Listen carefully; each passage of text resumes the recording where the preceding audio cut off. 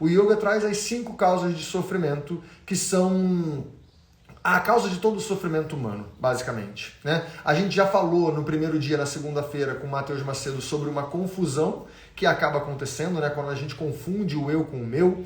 A gente falou ontem com a Remosine sobre como a gente às vezes confunde os nossos papéis. E hoje a gente vai conversar com a Ana Lug, sobre o apego. Né? Eu acho que talvez essa é uma das lives mais importantes, assim, né? Porque o apego, dentro da minha experiência, né, da minha experiência profissional e pessoal, eu vejo que o apego é o que mais pega a gente, né? O apego é onde a gente mais tropeça, porque a gente tem muitos apegos. E a gente vai falar um pouquinho disso pela perspectiva do yoga, mas também pela perspectiva da social, né? De como que a gente lida com os nossos apegos, o quanto que isso é de fato comum e normal, e a gente não precisa ficar triste porque a gente tem apegos, né? Mas também como que a gente lida com essas coisas. Oi, Olá, tudo bem? tudo bem e você? Como é que tá? Tudo bem. Bom dia a você e a todos que estão entrando aí. Muitos bons dias aparecendo aí na nossa Exato, telinha, né? exato. Então, que seja um bom dia mesmo. Exatamente, um dia começando. Bom, Aninha, muito feliz de estar aqui com você para a gente poder trocar essa ideia. Eu acho que você tem muita coisa para trazer a respeito desse assunto, de tudo que eu já pude ver das suas aulas, né, e de tudo que a gente já trocou ideia. Eu acho que isso pode ser muito legal. O apego, para mim, por exemplo, é onde mais me pega, né? Dentro dessas 5 causas de sofrimento que são descritas nos textos de yoga, né? Que são os 5 kleshas, né? O apego é o que eu mais me bagunça, assim. Eu sou um cara que gosta da minha casa, eu sou um cara que gosta de uma comida gostosa, né? Eu sou um cara que gosta da minha rotina. A minha rotina é uma coisa que eu prezo demais, então, né, quando eu bagunço a minha rotina, eu sinto que meu corpo sofre e a minha mente bagunça, né? E eu acho que esse é um assunto que eu já vi pessoas aqui dizendo, não, essa live é para mim, o apego é onde pega, né? E porque realmente é um negócio muito delicado. Mas antes, Aninha, se quiser, fala um pouquinho de você, um pouquinho da sua história. Você acabou de voltar da Índia, fala um pouquinho também como é que foi essa viagem para a Índia. Conta um pouquinho pra gente. É verdade, eu acabei de voltar da Índia e tá aí um apego na minha vida, hein? Ai, É. meu Deus! Como eu sou apegada por aquele lugar. Nossa, eu vou para lá e aprendo tanto, tanto, tanto.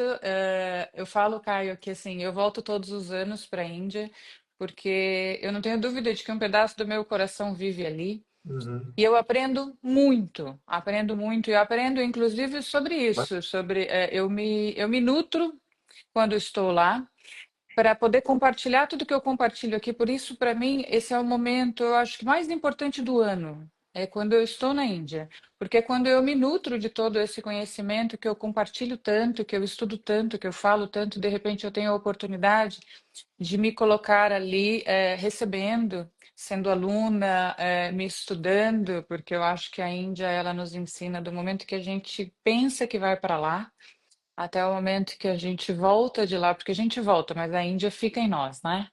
E esse ano foi um ano muito especial, está sendo, o ano está começando, mas é muito especial dentro dessa cultura que é o hinduísmo, porque aconteceu o maior festival espiritual do mundo. E que uma das coisas que são trabalhadas dentro desse lugar, né, dentro desse festival, é sem dúvida nenhuma o apego, que é visto como uma grande causa de sofrimento. E como todas as vertentes do hinduísmo olham para uma trajetória na vida, onde a gente consegue se libertar desse sofrimento, né, uma forma de se libertar do sofrimento, o apego foi tema também, de vários momentos dentro do festival. Eu acho que assim, o festival foi uma, tanto que eu estou fazendo aí uma série, né? Hoje é o último dia da minha série de 13 encontros de bate-papo sobre a Índia, porque Sete e foi meia da muita noite no coisa que a YouTube, gente não é viu. isso? Exatamente. Foi- Porque foi muito rico, foi muito importante, assim. Eu nunca estive, com tanta gente junto, eu acho. Eu acho que todo mundo que estava lá teve a mesma sensação. Porque era muita gente mesmo, né? No final estavam sendo esperados 450 milhões de participantes e chegou a 630 milhões pelo governo da Índia. E Imagina o que você que tem uma é isso. questão com muita gente, né? Aham, então, e aí pensa, né? pensa quanto a gente não usa o yoga ali naquele momento para trabalhar, né? Eu confesso que eu tive momentos de estar assim, andando, né, assim, literalmente, e pensando, meu Deus, respira, usa suas técnicas, respira, respira, vai dar tudo certo, tá chegando, porque é realmente intenso demais em todos os sentidos, né? Intenso, populacionalmente falando, intenso energeticamente Aham. falando, intenso espiritualmente falando, mas foi lindo. É o Marra Foi lindo mesmo e é uma Cumbamela, né? delícia. É o Marra Cumbamela, ele acontece de 12 em 12 anos. E esse específico, ele foi para mim muito importante, para mim e para todos que estavam lá, eu acho, porque pelo alinhamento do céu, né, dos planetas, de como os planetas estavam naquele momento, ele só acontece de novo dessa forma daqui 144 anos. Eu Uau! acho que eu não vou estar aqui. Quem Eu acho. sabe? Então eu achei melhor ir lá garantir a minha Boa, presença. arrasou, arrasou, arrasou. E realmente, Aninha, Enfim. eu acho que isso que você está trazendo já é um início muito fantástico, porque eu acho que tá em uma outra cultura, viajar para uma. Qualquer tipo de viagem já é interessante. Mas quando você viaja para uma cultura que é radicalmente diferente da nossa, eu acho que isso muda muito a nossa percepção justamente a respeito dessa ideia do apego, né? Quando a gente vai para um lugar em que as pessoas vivem de forma diferente, pensam de forma diferente, fazem coisas que para a gente não faz nem sentido, né? Mas você vê que elas vivem daquele jeito, aquilo faz sentido para elas. E isso talvez é dos grandes ensinamentos assim a respeito de como esse apego para a gente é uma coisa que é muito mental, né? Muitas coisas que para a gente são enraizadas como é assim que se vive, é essa que é a verdade. Quando você vai para uma situação dessa, isso deve bagunçar completamente a forma de olhar para o meu dia a dia, né? Aquelas coisas que eu acho que são fundamentais mudam. Exatamente, Caio. Até porque, assim, um dos apegos mais, eu acho que complexos de serem trabalhados é o apego que a gente cria com relação às nossas ideias, a Sim. forma como a gente enxerga o mundo, aquilo que a gente acha que é certo, aquilo que a gente acha que é errado. Essa é uma parte difícil de ser trabalhada, né? E quando você chega em um lugar como a Índia, você precisa se desapegar das ideias da expectativa que você cria, porque tudo que você cria expectativa, eu acho que a Índia é uma grande especialista nisso, aquele país ele tem uma capacidade de basta você pensar em uma coisa e criar uma expectativa e acontece tudo exatamente o contrário daquilo que você esperava. Parece que rola uma conexão com o que está acontecendo aqui dentro, que é muito louco, sabe? Porque a gente aqui, no nosso dia a dia, a gente lida, lógico, com as frustrações, das expectativas. Mas quando você está num lugar tão diferente do seu, e que você começa a projetar as suas expectativas e começa a perceber que parece que você está numa grande cilada, tudo que você pensa dá errado, tudo que você pensa não é, né? Porque a primeira coisa que você pensa, puta, deu errado. Mas não deu errado, só aconteceu diferente. E aí você precisa se desapegar daquela ideia anterior, porque não está errado. Está só te convidando a olhar um outro ângulo da coisa, a enxergar uma nova perspectiva. Eu acho que é aí que está a grande riqueza de se abrir para uma viagem como essa. Eu concordo com você. Para mim, assim, um dos grandes investimentos que a gente faz na vida é viajar e Uhum. conhecer culturas diferentes da nossa. Porque isso ninguém tira de nós. O que você vive ali o que você aprende ali e a forma como isso enriquece a sua forma de ver a sua própria vida, de valorizar a sua rotina, de valorizar a sua família. Tudo isso eu acho que é engrandecedor, sem dúvida nenhuma, e nos mostra quem somos nós no mundo, né? Que nós somos parte de um todo, que nós somos um pedacinho e que o mundo é gigante. Porque às vezes esse também é um apego que a gente cria, né? Da, tudo tem que ser do meu jeito, eu sou soberano, né? Nós somos humildes, mas também temos um lado do nosso cérebro humano que tem essa tendência de achar que a gente sabe mais que o outro, que o nosso jeito é sempre melhor do que o outro. E essa é um trabalho interno que o yoga nos convida a colocar aí diariamente em pauta o será mesmo que o meu caminho é o único que funciona? Será mesmo?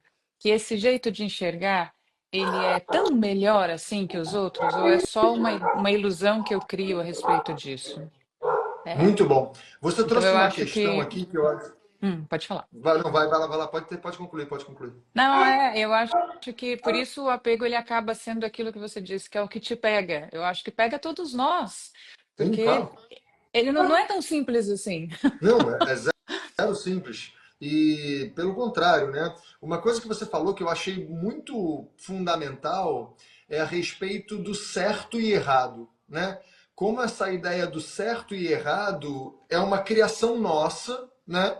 É uma, se você for pensar bem, o certo e errado é uma invenção, né? É uma invenção em que muitas vezes essa invenção acaba moldando e direcionando nossos caminhos. Isso é assim que acontece. Eu não estou botando um juízo de valor nisso, sobre bom ou ruim, mas como quando as coisas aparentemente dão errado, elas na verdade, se a gente for pensar por um outro olhar, né, que é isso que o yoga me ensina muito, não é que deu errado, mas é o que é. Eu só Uhum, mostra como o errado na verdade estava eu, né? Não é que a realidade acontece de maneira errada. A realidade ela acontece, ela se manifesta, né? Eu acho que isso é a grande questão de quando a gente fala sobre essa ideia de presença, né? Que existe muito estereótipo a respeito dessa palavra, né? Ah, uma mente presente, uma mente plena, uma mente completa, né? Aquela ideia de completude. Existem muitos estereótipos a respeito disso e que eu tento sempre trazer para um lugar de simplicidade, que é simplesmente olhar para o que está acontecendo. Olha para a realidade. Olha aí. Está acontecendo. E muitas vezes é muito doido como a gente fica querendo que o que está acontecendo não estivesse. O que é uhum, muito louco, o que não faz sentido. Mas é assim que a nossa mente trabalha. Mas eu olho para uma coisa que está aqui na minha frente, eu falo, podia ser diferente do que é, né? E aí eu gasto muita energia pensando como que poderia ser diferente do que é, por que, que isso está diferente do que eu gostaria que fosse, ao invés de eu olhar para o que está acontecendo e tentar atuar de maneira presente, de maneira pronta, de maneira cabível, né? Essa é uma palavra que eu tenho usado muito, tentar identificar o que, que me cabe de fato. Né? E esse seu exemplo que você trouxe, né, de quando você estava muito apertadinho ali na Índia, andando, indo de um lugar para o outro, sem ter muito o que fazer, podem vir e vêm muitos pensamentos, mas o que o yoga ensina muito é, beleza, mas eu tô aqui. Qual é a melhor forma de eu estar aqui para que eu beneficie a mim e a todos em volta de mim? Porque também uma coisa que acaba acontecendo muito, e eu acho que isso vem muito da cultura ocidental, que é uma cultura um pouco mais egoísta, né? Acho que quando a gente vai conhecendo culturas orientais, tem menos egoísmo, apesar de também ter, porque isso é muito do ser humano. Mas eu acho que é um pouco menos. Eu posso estar errado, eu quero te ouvir a respeito disso também. Mas eu sinto que a gente tem muito uma ideia de eu querer me satisfazer antes de qualquer coisa, né? Enquanto uma das coisas que eu tento aprender com o yoga é que eu faço parte desse todo aqui.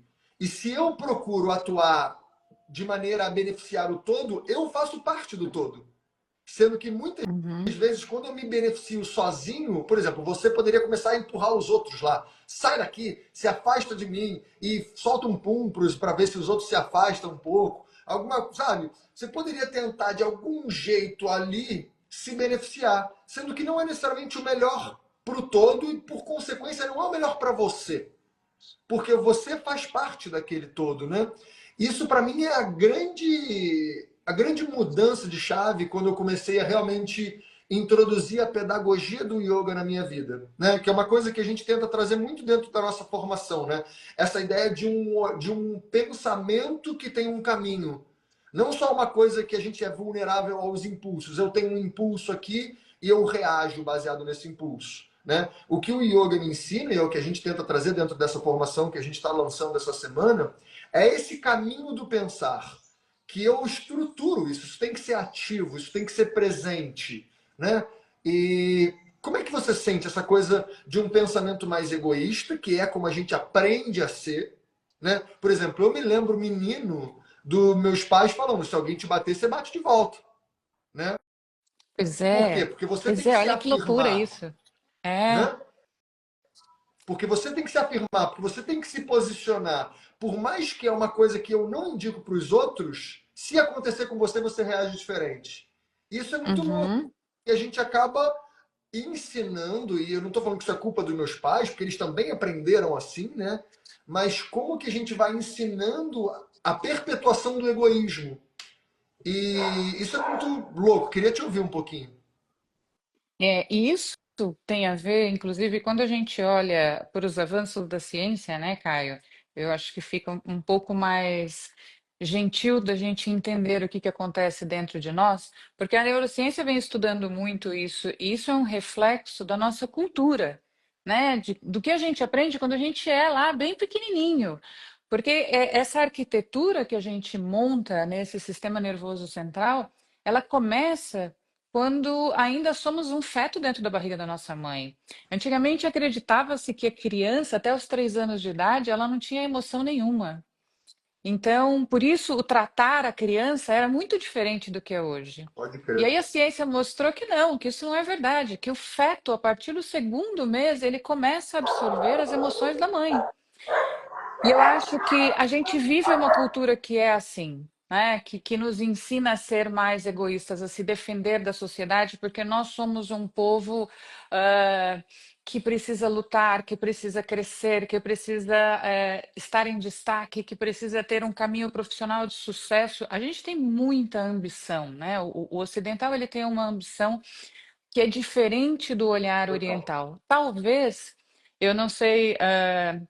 Eu já passei um pouco pela Ásia, né, em alguns países da Ásia, mas a minha maior experiência é sempre a Índia, sem dúvida nenhuma. E eu acho que a espiritualidade, a presença da espiritualidade dentro da cultura oriental, a forma, o respeito, ele traz uma visão diferente de Total. mundo, porque você faz parte de um mundo. Você não é um ser sozinho dentro do mundo e você não está lutando com esse mundo. Você está sendo inserido dentro dele, né? E aí, quando a gente está numa cultura como a nossa, que tem um olhar muito distinto do mundo, a gente acaba, eu acho que trazendo essa vertente um pouco mais egoísta de enxergar a vida, né? De como é que eu lido com o outro.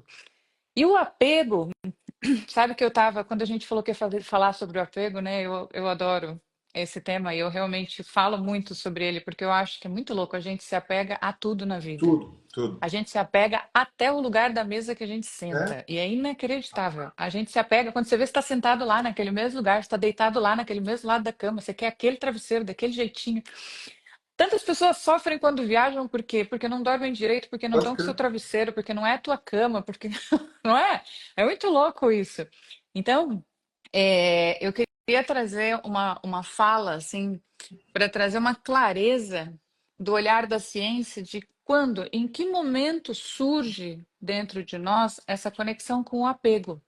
Porque dentro da teoria dos neurocientistas e de um psicanalista britânico bastante importante chamado John Bowlby, ele traz a teoria do apego. Olha. E ele fala que isso acontece na arquitetura do nosso cérebro, nos primeiros 18 meses de vida.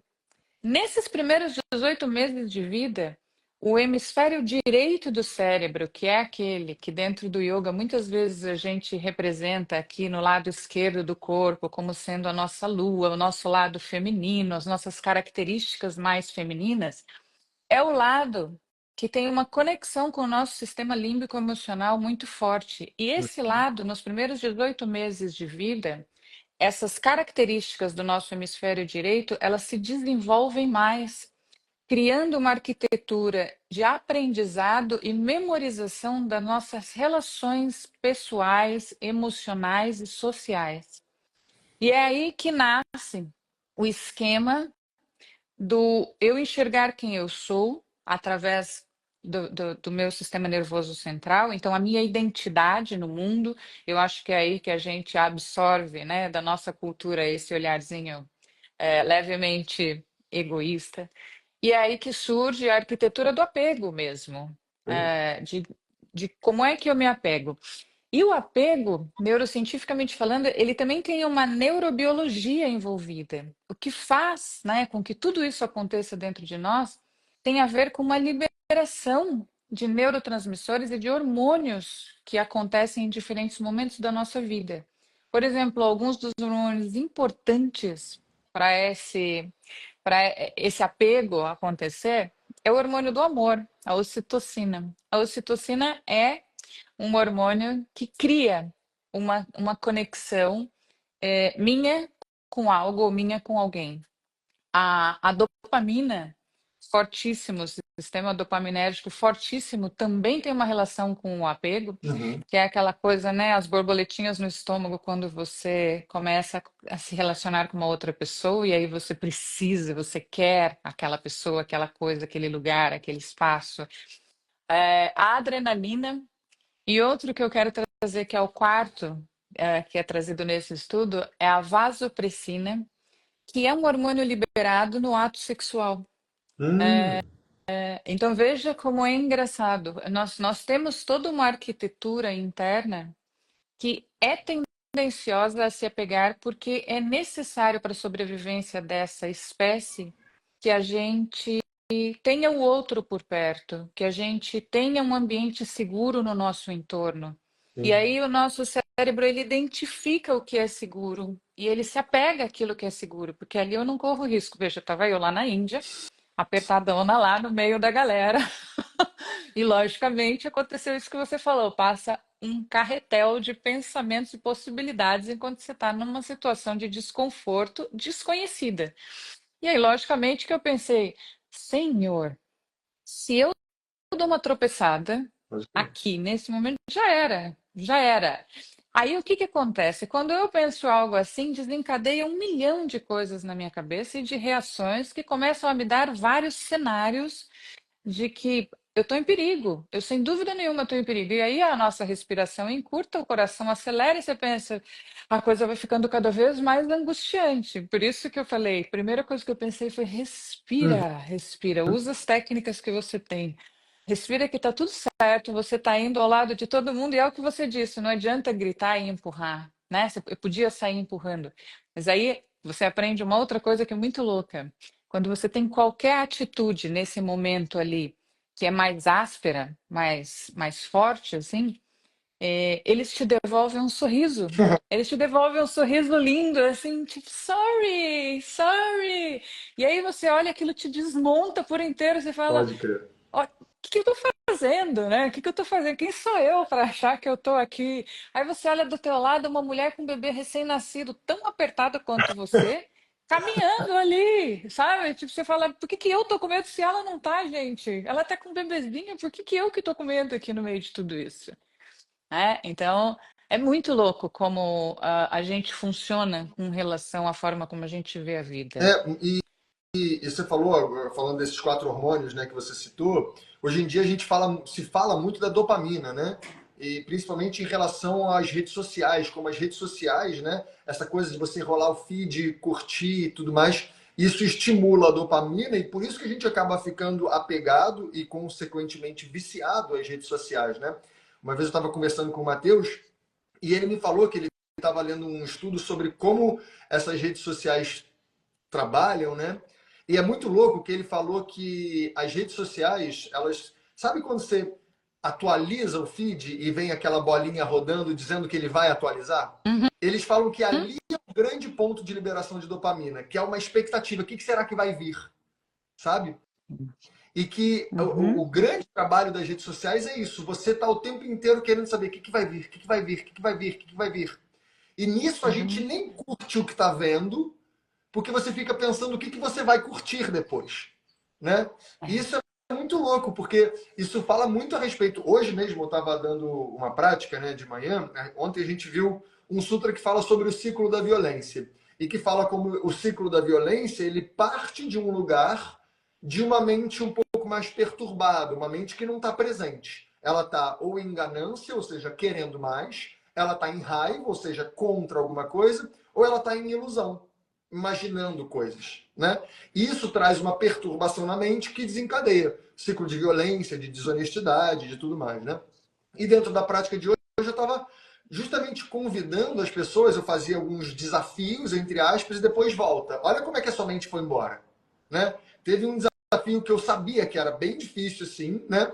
e que eu propus o desafio assim e eu vi que nos quadradinhos lá todo mundo bagunçou e veio para frente, ficou, mas como assim? Não é possível, isso não dá para fazer. E ao invés da pessoa estar ali presente, tentando organizar para conseguir o que dá, ela fica pensando em um monte de coisa, aquilo perturba a mente dela por uma expectativa de um ganho, uma expectativa de uma conquista ou de uma raiva, não necessariamente uma raiva bruta, mas uma raiva de caramba, eu não consigo isso, eu queria conseguir e tal, tal, tal, né?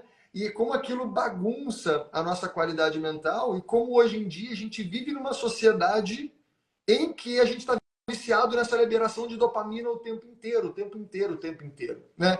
E como isso hoje é muito presente e necessário de ser falado. E você falou uma outra coisa, a galera está comentando aqui, a Tiene estava na aula hoje, fala que pegadinha foi aquela.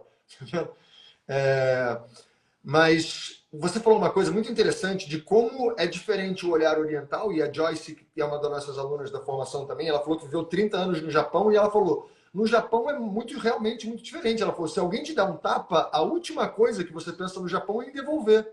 Aqui é a primeira, Exatamente. né? E é muito louco, assim. Mas, só para concluir, né? Eu estudo muito com o Matheus, né, do Vida Veda, que ele traz o Ayurveda dentro do nosso curso também, que depois a gente fala um pouquinho disso, né? Mas como o nosso curso ele é completo, né? Mas o Matheus ele fala da diferença do Ayurveda, que é a medicina tradicional indiana, né, uma medicina milenar, com a medicina ocidental, que a gente vive hoje aqui, né, a medicina moderna. A medicina moderna, ela tem um olhar de combater as coisas. Você vê que é sempre isso, né? Se eu tenho uma bactéria, eu mato a bactéria. Se eu tenho um vírus, eu mato um vírus. Se eu tenho um verme, eu mato um verme. Tanto que hoje em dia existem muitos protocolos de desparasitação, de desvermifugação, de desintoxicação. É sempre a gente em guerra com o entorno, dentro da Uhum, medicina moderna. E o que o Ayurveda ele propõe é o oposto disso. Ele, como é que eu entro em harmonia com o todo? Então eu não fico combatendo e matando as coisas, eu tento me estruturar através dos hábitos de vida, através de uma rotina mais saudável, através de uma alimentação coerente com a minha constituição, porque e a gente vê isso, né? Às vezes eu posso estar eu do lado da Ana, eu posso ficar gripado e a Ana não. Então não é a uhum, questão do vírus em si. O problema não é o vírus, é por que que eu estou vulnerável e a Ana não. E como é que eu me uhum, torno não vulnerável também. Então, você vê que até o pensamento da medicina é nesse lugar de criar uma harmonia e não um embate. Não é eu contra o resto, é eu junto com o resto. E que dentro do nosso pensamento ocidental é muito meio que eu contra o resto. Você vê como é que o nosso sistema de trabalho funciona. É o sistema da concorrência. Né? A gente está sempre concorrendo com o outro, a gente está sendo sempre em disputa. E isso é estimulado, inclusive. A concorrência tem que ser estimulada, no sentido de eu tenho que ganhar de você, ao invés da gente, de fato, se beneficiar enquanto sociedade, enquanto comunidade, né? E aproveitando ainda, estou utilizando muito a sua viagem para a Índia, porque eu acho que ela realmente pode ser um grande marco aqui, né? O que que você sente de diferente nessas relações, né? De disputa, porque a Índia tem um mercado gigante, né? Como é que é isso? Eu nunca fui, né? Então, perguntando, mas como é que é o mercado na Índia? Como é que são as relações ali numa feira? Como é que rola esse negócio lá?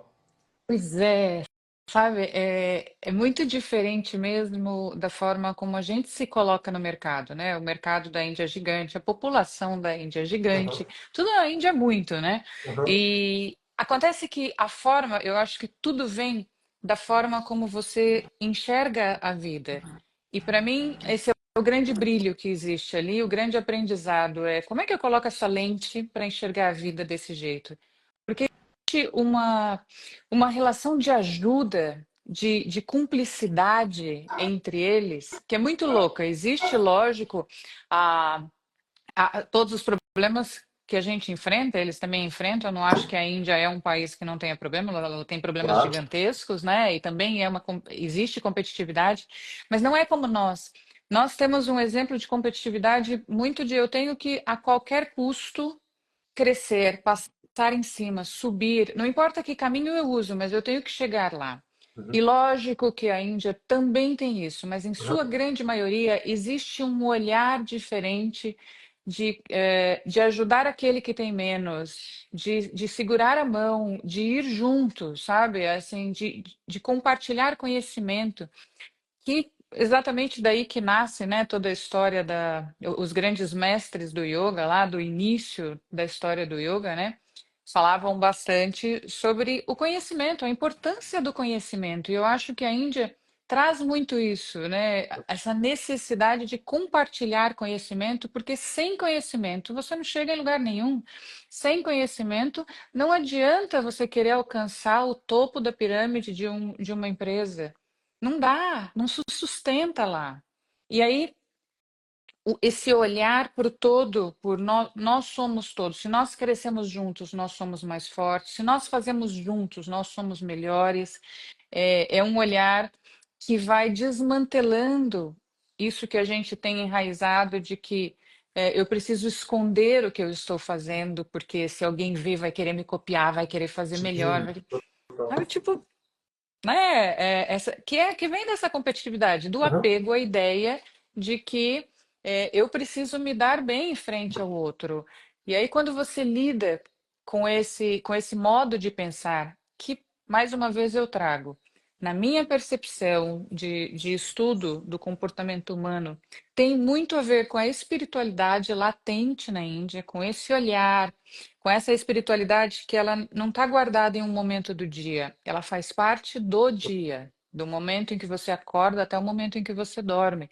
Então, quando você tem essa espiritualidade muito latente, fica difícil você querer trapacear o outro, fica difícil você querer competir, porque você se sente responsável por aquilo. E aí eu acho que entra também, que está ligado à espiritualidade, né? A lei do karma que Claro. parece, a gente fala aqui, e às vezes a gente fala e parece que é uma coisa, que está lá nos livros, que é uma teoria. Mas Sim. isso na Índia é algo presente em tudo que acontece, em tudo que acontece. Tudo que acontece tem a explicação do karma envolvida. Isso é um reflexo do seu bom karma. O dia amanheceu assim lindo hoje, que deveria estar chovendo, com certeza, porque o seu karma atraiu isso. Ou seja, é o universo te devolvendo uma ação graças a uma ação anterior que você teve. Então, quando a gente olha para tudo isso, você pensa, daí ser egoísta, daí ser competitivo, tem que ser muito ético. Pode- Porque a hora que você pisa na bola com a ética, você está construindo um karma ruim que em algum momento volta para você, seja nessa vida, seja na outra, enfim, seja onde você for, né? Que é essa ótica, esse jeitinho de como é que eu enxergo quem sou eu nessa história, quem Uhum. sou eu nesse mundo e quem sou eu na vida que eu construo. Como é que eu escrevo a história da minha vida todos os dias? Por isso, é, a gente, quando olha para tudo que a gente ensina no nosso curso, né, Caio? E essa linha do tempo que a gente faz e toda a riqueza que o yoga nos traz, eu acho que fica claro em entender por que que a Índia é considerada o país do yoga. Ela não é a única que teve yoga, Claro. nem é a única que pratica esse estilo de vida, mas ela preserva com muita força. Ela tem grandes guardiões, e esse festival que eu estive é exatamente o encontro dos guardiões da tradição, que são os akaras, né? Que são esses detentores de uma tradição milenar. Eles Uhum. estão ali exatamente para garantir que a tradição se mantenha independente da evolução do mundo, independente do que está acontecendo aqui, independente do Ocidente e da globalização, a tradição precisa se manter. E lógico que se mantendo com suas devidas proporções sendo alterada pela evolução. Por exemplo, uma coisa muito legal que aconteceu, e quando você olha o tradicionalismo da Índia, você percebe aí o quanto esse desapego ele está presente. Foi a primeira vez que esteve dentro dos akaras, né, da divisão dessas grandes organizações espirituais religiosas do festival, um grupo que é de transgêneros. Olha aí. Foi a primeira vez que eles participaram de um momento extremamente importante na Índia, porque eles existem já há quase 10 anos, mas eles nunca tinham participado do festival, foi a primeira vez que eles estiveram presentes. Então, veja a Índia, que é um país super patriarcal, que tem uma doutrina extremamente patriarcal, se abrindo para isso e recebendo com maestria esse grupo gigantesco que teve uma representatividade maravilhosa, inclusive falando sobre respeito. Respeito pela vida, sabe? Respeito por quem sou eu aqui. Então, isso quando a gente olha e traz para esse olhar que nós estamos falando do apego, você pensa, tem que se desapegar muito de uma rigidez, de um estilo, para poder se abrir para uma mudança como essa em um lugar tão tradicional. Não, muito, muito bom esse exemplo, né? Porque quando a gente vai ver dentro dos textos de yoga, né, o que ele descreve como apego, né? Porque apego é uma palavra em português que carrega todo o conceito que a gente tem dentro do português, né? Quando Uhum, a gente vê dentro do yoga essa palavra, dentro da cultura védica, né? A palavra que se usa para isso que a gente traduz como apego é a palavra raga, né? E essa palavra, ela é descrita como sukha anushayi. Anushayi é um conhecimento que eu trago do passado, né? Um conhecimento bom, sukha é uma felicidade, um conforto, uma sensação boa. Eu pego aquela sensação boa que eu vivi no passado, ou que eu pensei, que eu tive aquela ideia no passado, e eu quero que ela se manifeste agora, né? Isso é uma tentativa de explicar o que é esse conceito de raga, de apego. Então, por exemplo, por que eu tenho apego a doce? Tá? Isso é meu mesmo. Por que eu tenho apego a doce? Porque eu já comi doce no passado. Se eu nunca tivesse comido doce no passado, eu não ia agora ter vontade de comer doce. Por exemplo, eu tô com fome agora, não tomei café da manhã, já tô pensando na tâmara que eu vou comer. Que eu amo tâmara, normalmente eu como tâmara de manhã. Mas por que eu tô pensando em tâmara de manhã? Porque eu já comi tâmara de manhã. Eu não teria esse uhum, pensamento se eu não tivesse vivido isso antes. E muitas vezes, é isso que você falou de como a gente vai se apegando às coisas, né? É bem provável que eu, nesse momento, não esteja olhando para o meu corpo com a clareza que eu deveria, porque eu já estou pensando na tâmara, porque eu já comi tâmara antes, né? uhum, O que o Ayurveda mais tenta nos ensinar, né?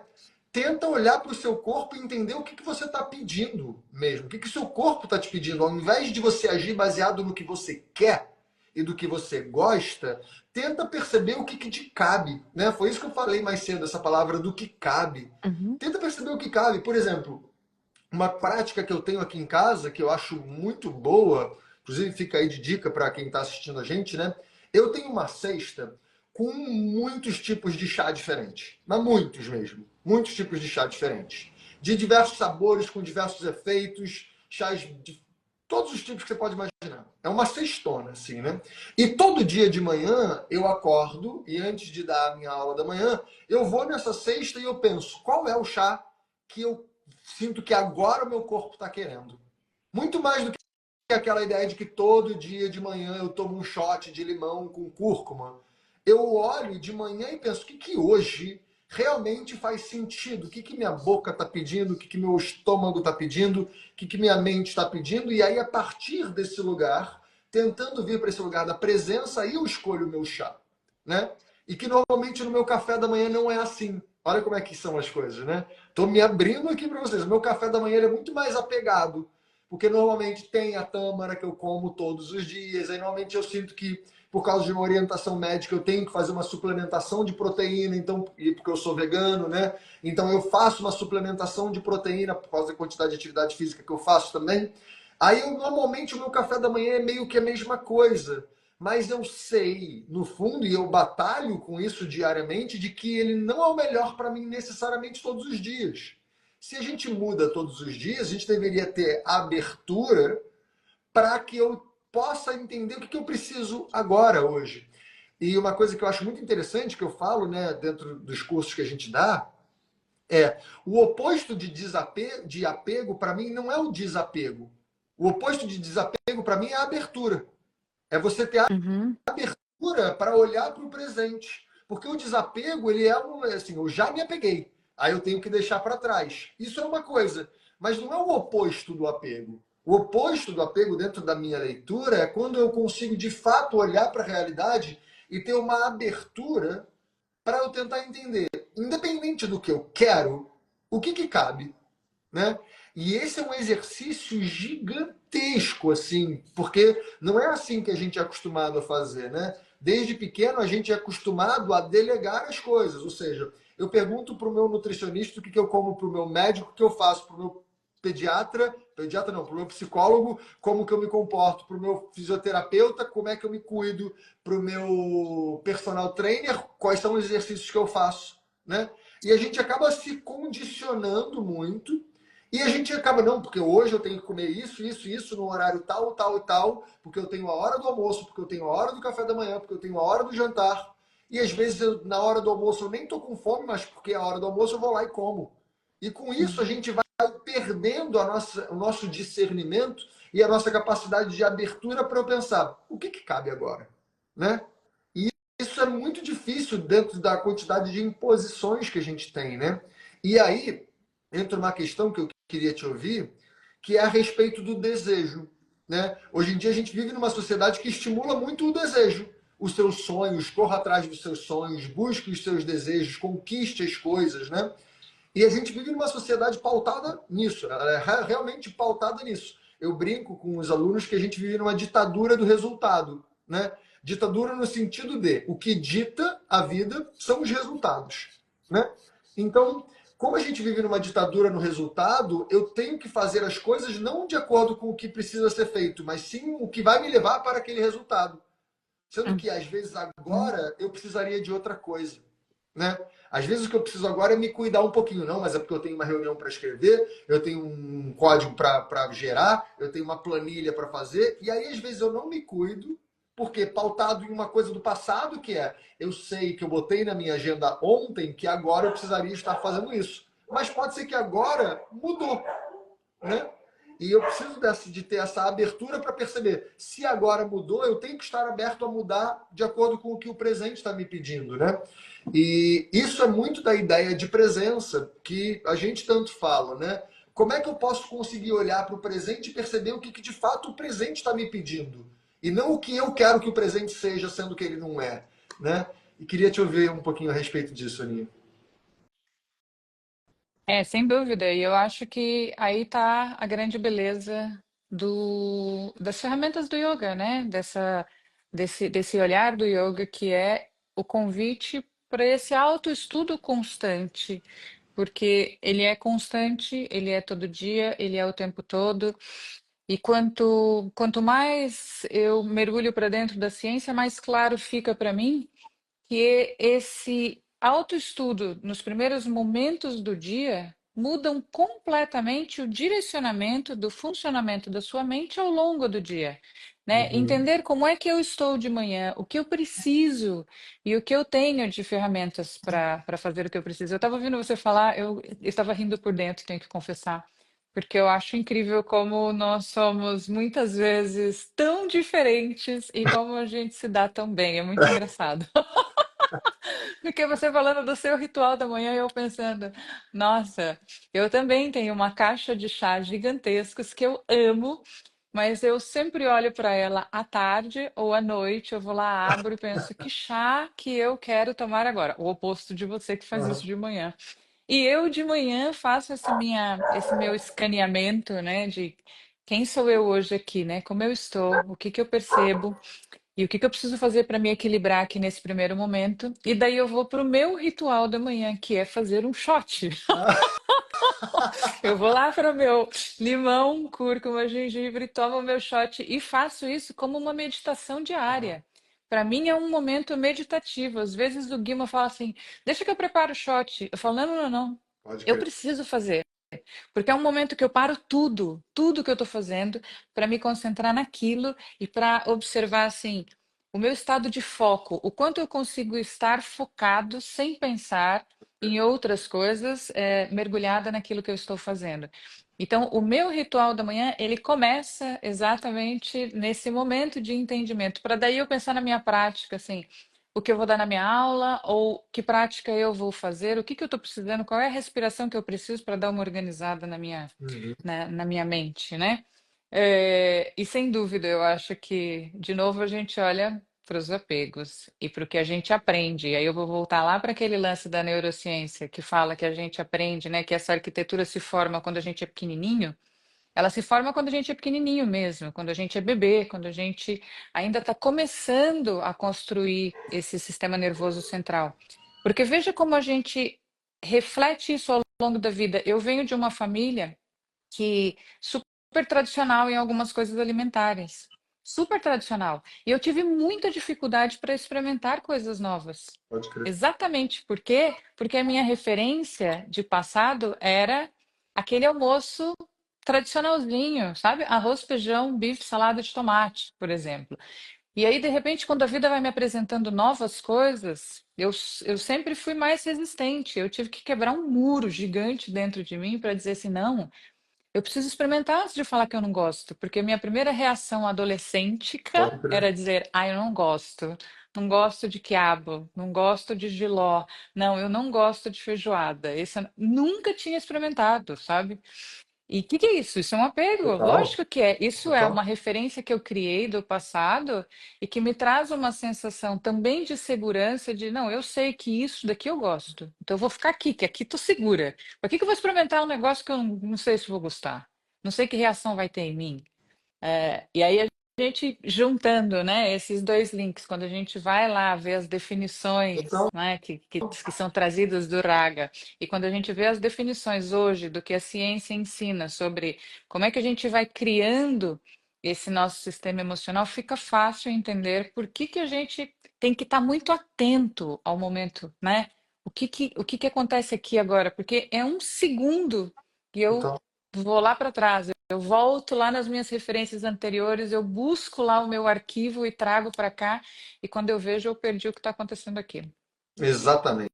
Exatamente. Essa história sua que você contou é muito interessante, né? Porque eu acho que todo mundo deve estar se identificando porque é isso. A gente vê que os nossos padrões, eles ou vão se reforçando, ou você tem que fazer é o que a Gabi acabou de falar, ou você tem que fazer um mega esforço, um mega desafio para ressignificar essas coisas, né? É. Eu tenho que me esforçar. E uma coisa que eu falo muito, né? E que eu acho que é uma grande base do ensinamento do yoga é a gente compreender que todo esse movimento ele precisa de um empenho profundo, né?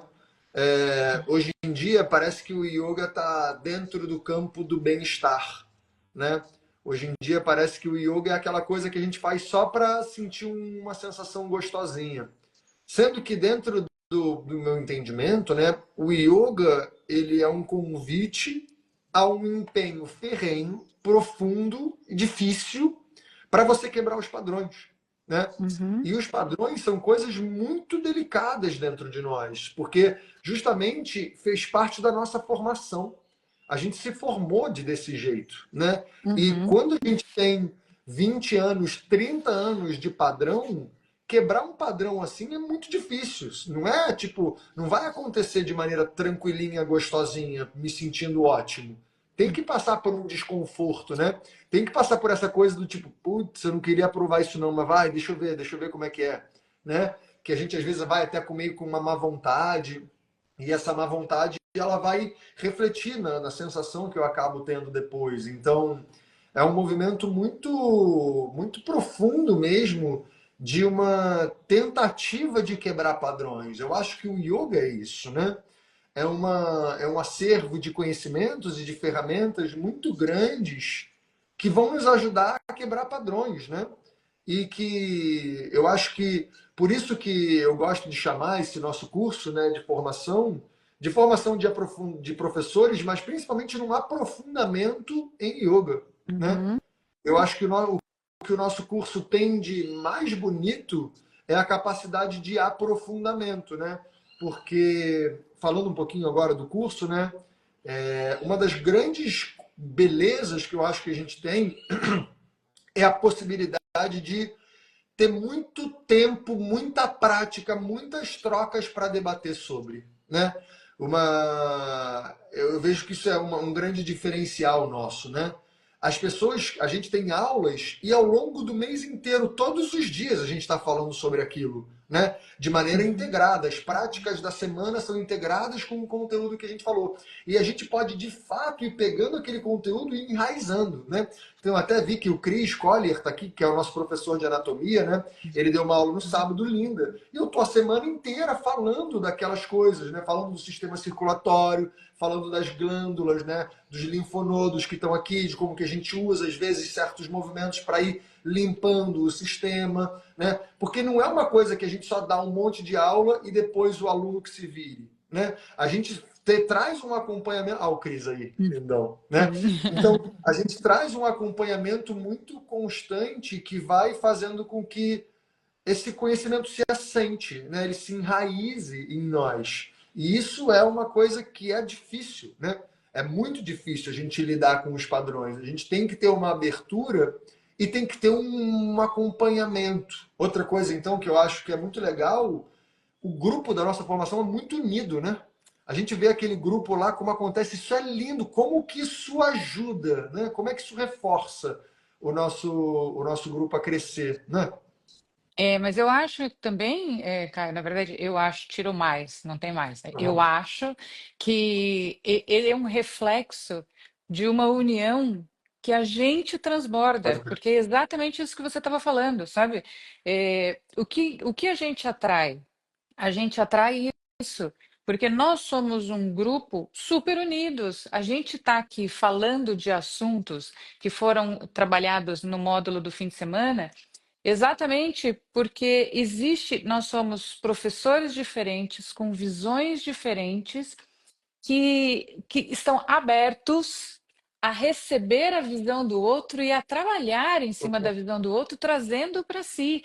Isso é lindo, porque a gente vai criando uma teia, uma estrutura muito forte e muito diferenciada de crescimento mesmo, de crescimento pessoal, de crescimento espiritual, eh, de crescimento em todos os âmbitos. E o nosso grupo de alunos e de professores em formação, eles refletem isso diretamente, porque eles pegam isso para eles e a gente vê o entrosamento, que coisa mais linda que é como eles vão desabrochando nessa trama de união mesmo. Porque é isso, nós somos seres que não vieram para cá para viver isolados e sozinhos, né? Nós precisamos, nós aprendemos com o outro, nós crescemos com o outro.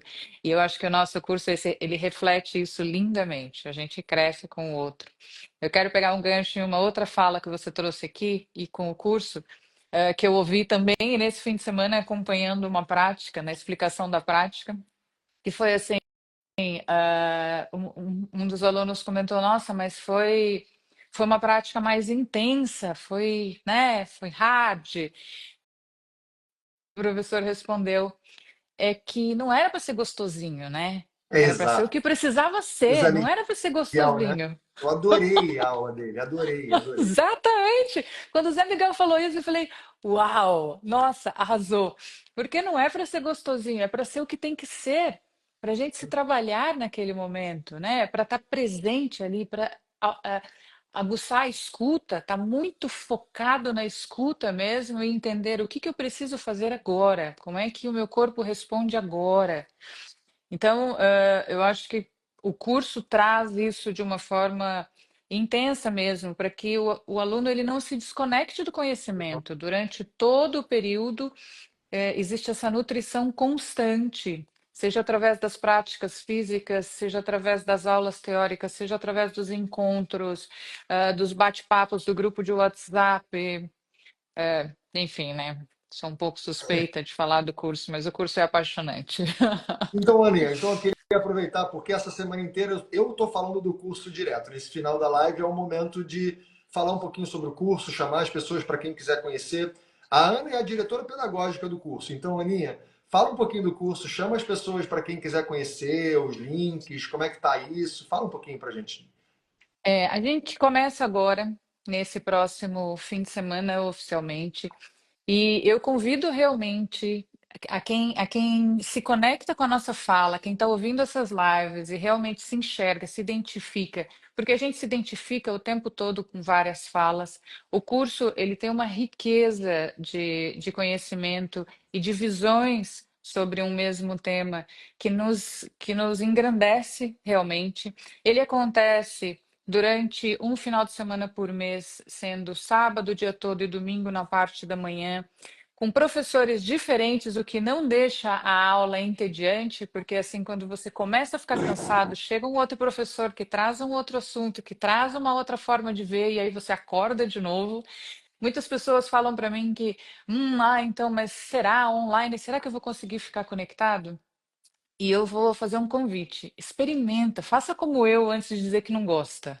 Sabe aquela coisa, eu não gosto? Então, lembra da minha fala, assim, experimenta primeiro, vem experimentar para ver se realmente você tem ideia do que é que nós estamos dizendo. Porque o mundo online ele nos surpreende se nós estivermos abertos a recebê-lo. Ele é, sim, sem dúvida nenhuma, uma quebra de barreiras gigantescas, porque em qualquer lugar que você estiver, você pode fazer a aula. Você coloca ali o teu telefone, você para tudo e se conecta, você não precisa ir a um lugar. Então é uma vantagem, sem dúvida nenhuma, no mundo onde todo mundo quer estar mais livre para se mover. O curso traz esse convite.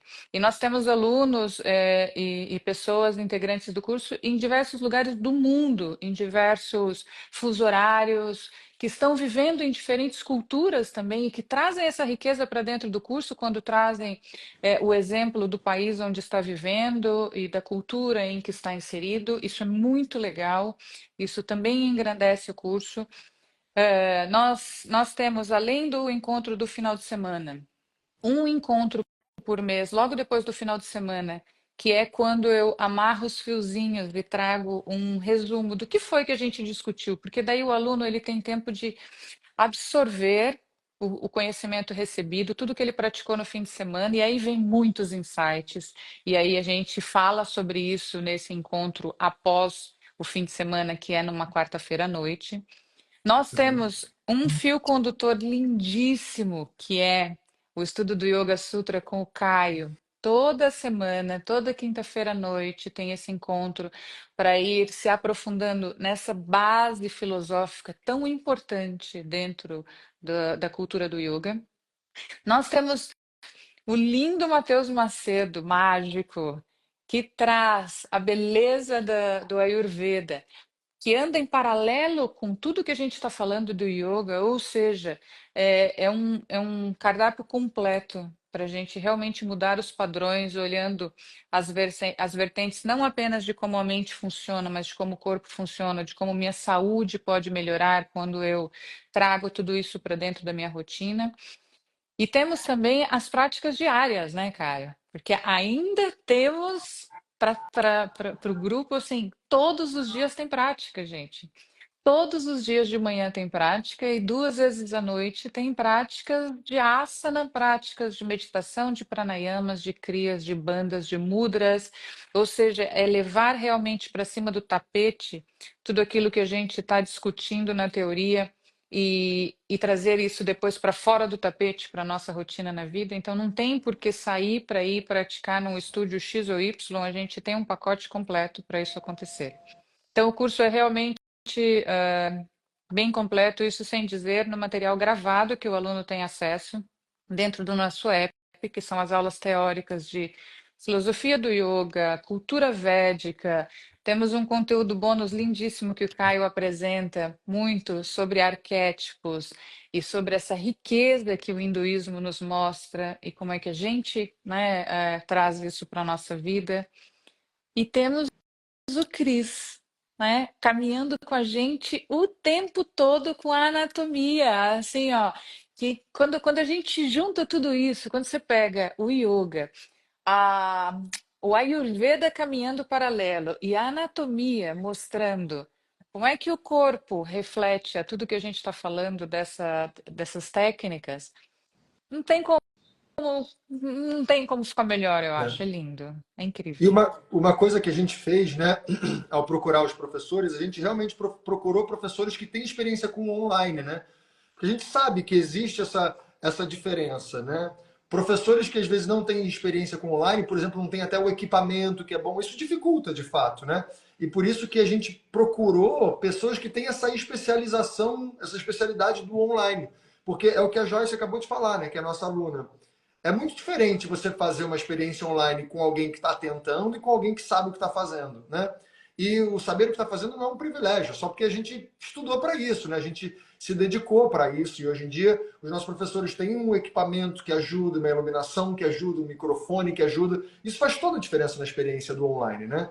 Porque às vezes eu até costumo falar, as minhas práticas, eu de verdade eu acho que às vezes eu tenho mais qualidade de perceber o aluno no online, porque eu tenho um telão aqui em casa, uma televisão zona grande, que eu vejo os alunos, que eu vejo cada um no seu quadrado, literalmente. Diferente de numa prática presencial, que às vezes eu tenho que ficar olhando assim, né, por debaixo das cabecinhas e dos corpos. Então, realmente a gente consegue ter uma qualidade muito boa de entrega nisso. E realmente a integração que a gente conseguiu com esse, como a Rafa Covinha aqui, a Covinha falou, o Dream Team do Yoga, né? Que realmente, eu digo Dream Team porque é o que eu sonhei mesmo, né? Quando a gente estava bolando essa formação, eu, Ana, Rê, Matheus, realmente a gente colocou na pauta, na mesa, tudo o que a gente queria que tivesse e a gente conseguiu, né, colocar ali. Tá realmente muito Sim. inspirador, muito bonito. Como a Ana falou, a gente convida você a experimentar. Então, se você ainda tiver na dúvida e quiser só experimentar, manda uma mensagem para gente. Você pode experimentar talvez no final de semana, dá uma olhada, vê como é que funciona. Experimenta um pouco, faz as práticas, faz as aulas e vê como é que você reage, né? Mas só para você saber, quanto antes você se inscrever, melhor, porque você já faz as aulas, né? Já tem alunos dessa nova turma de formação fazendo as práticas comigo. O nosso grupo já está com 40 e tantas pessoas, né? E certeza que essa turma vai ser muito linda. As inscrições já estão abertas, né? O link dessa formação é o primeiro link da minha bio, no link do Yoganai School, é Yoganai Yoga School, não é, Aninha? Yoga na School. Yoganai Não, Yoga na School, School. ele está lá no link da escola, tá no meu link também. Boa. Então, assim, não tem como errar, e se não achar mesmo assim, é só mandar um Manda direct pra mensagem. gente, que a gente responde. E é isso mesmo, vem experimentar, porque nós abrimos as portas para receber você, para experimentar mesmo, para sentir como isso funciona para você. Exato, exato. Muito lindo. Aninha, obrigado Maravilhoso. demais. Sempre uma delícia. Obrigada. Obrigado demais por essa live. Muito, Obrigada a né? você. Sempre Vamos muito junto. bom esse bate-papo junto. Vamos junto. Essa live vai ficar salva, tá? Para quem perguntou aqui, como todas as lives têm ficado salva, no meu perfil, no perfil do Yoganaya, no perfil da Ana, essa live vai ficar salva também. Vou botar para compartilhar com todo mundo. Qualquer dúvida, mandem mensagem. A gente se vê muito em breve nas aulas, já esse sábado, daqui a pouquinho já começa a nossa formação. Estou muito feliz. Então, até breve. Um beijo gigante. E amanhã tem live com o Cris. Amanhã a gente vai falar sobre a aversão, sobre doenças. Ih, brotaram corações. A gente vai falar sobre a aversão com o Chris Collier, que é o nosso professor de anatomia, que é maravilhoso e uma grande inspiração para mim. E amanhã, mesmo horário, 8h15, a gente se vê. Beijão, beijão, beijão. Tchau, tchau.